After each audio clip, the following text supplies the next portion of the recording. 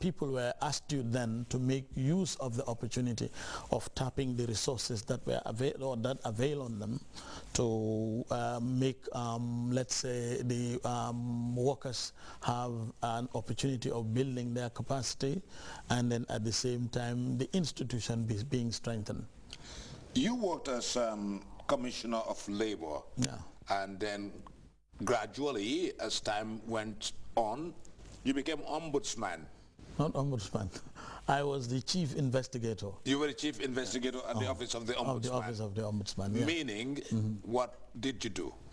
Well, you see, the ombudsman itself, it's an organization that actually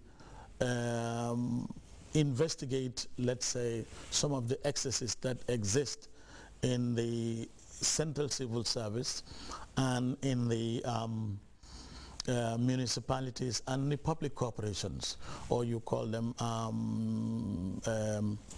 the parastatals. So all those excesses, like people who are being wrongly terminated, maladministration, unfair treatment, and the like, when it occurs, people who are within these organizations or in these working areas, they could report to the office of the ombudsman, and the ombudsman will in fact record their cases and then start investigating the case. When they investigate the case, of course, the ombudsman, according to the Act, the Ombudsman Act, they are empowered to get access, to access all sorts of documents in any given workplace. So, for that matter, most of the cases that were reported there of unfair treatment, people who have not been properly, terminated in their places of work, or people who actually, whose leave were absolutely being seized for a long period without no justified reason, or people who actually have been deprived from having greater opportunity for further studies or training. All those were being regularized by the office of the ombudsman. And then too, of course, on maladministration. Inside maladministration, you encounter such irregularities that was fairly, or let's say properly investigated by the office of the ombudsman. As an investigator, when you get into an institution, everything is laid bare for you. There's no restriction as to you cannot see this, you cannot enter here. I mean, you were just given the green light. You just have to go and do your work, no restriction. Yes, actually we were, people here did give a thorough consideration of the staff of the office of the ombudsman then. And they facilitated most of the important documents that we were supposed to at least utilize in order to help, let's say, people who come with their complaints. Sometimes when complainants come, there are times that they will tell you the truth, and sometimes because of certain reasons they tell you half-truth. So it is the duty of the ombudsman to see to it that, well, justice is properly done. Well, actually, when you discover that, well, when they tell you the truth, it is absolutely necessary for one to investigate thoroughly and then see to it that, well, the truth might either come from the employer or, if not, the employee. So where the truth avails is what you will have to, in fact, show as the justice being given to the complainant or to the cause of complaint. Do you ever, could you remember during your tenure in office at the office of the ombudsman as an investigator, a landmark case wherein the complainant, an employee, filing a complaint against the employer, and in your investigation you found out there was maladministration?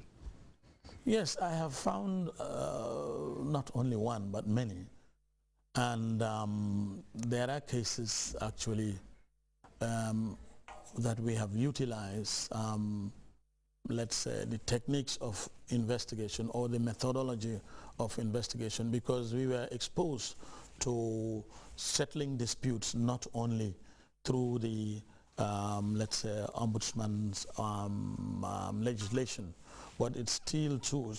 We could utilize the alternative dispute resolution, that is ADR.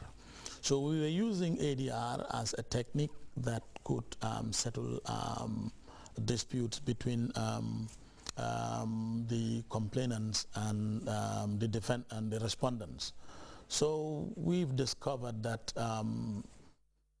I can remember a landmark case definitely in point, where somebody had a land, and this land was allocated to him for a long period, and it was given to him by the state, and then he developed it that he fenced it and then built up a foundation and left it there because he could not economically continue it. But then after a period of time, the land was re-entered and given to somebody else. And it was, a building was erected in that particular land. So the man came, both of them, they were at the edge of going to even kill one another. But when the complaint was launched, we studied the complaint and discovered that, well, definitely the re-entering was done, but it was not done in the proper way. And even though if we contacted the physical planning then and to see if at all they were going to demolish it, it was going to be a waste. So we utilized the technique of alternative dispute resolution. That is, we mediated the case and contacted the then minister, who was really very helpful and gave us a plot of land that was virgin land, not being owned by anybody. And we explained to him that, well, this land, this is meant for this purpose. We wanted to solve this problem.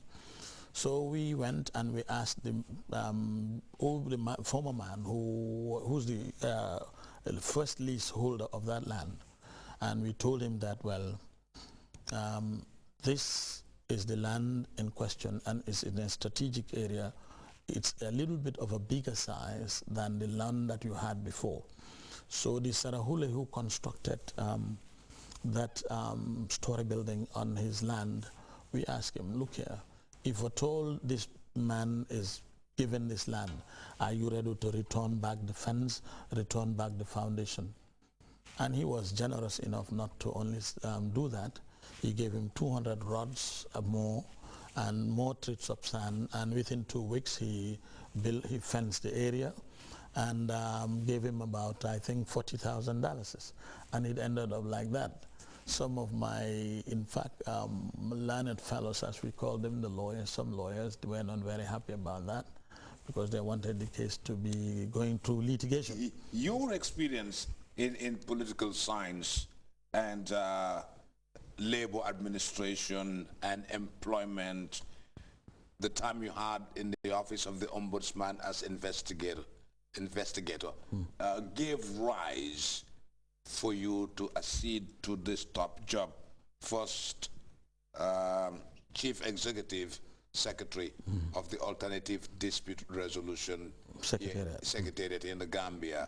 Did you see this coming? Was it a natural progression that from the way you started, you were just building on your career to this very, very important position that you held some time ago, meaning first Chief Executive Secretary of the ADR Secretariat? Well, you see, ADR, Alternative Dispute Resolution, you saw it coming. Yes. You saw that one day I saw that, well, it is already inbuilt in us. Of course. It's African. We could even call it African dispute, dispute resolution. Because these mechanisms, they were existing then, prior to the coming of the colonial masters. And the colonial masters, well, put it in the Gambian people that, well, or in Africa here, or anywhere they went, that if you have a dispute or any sort of a problem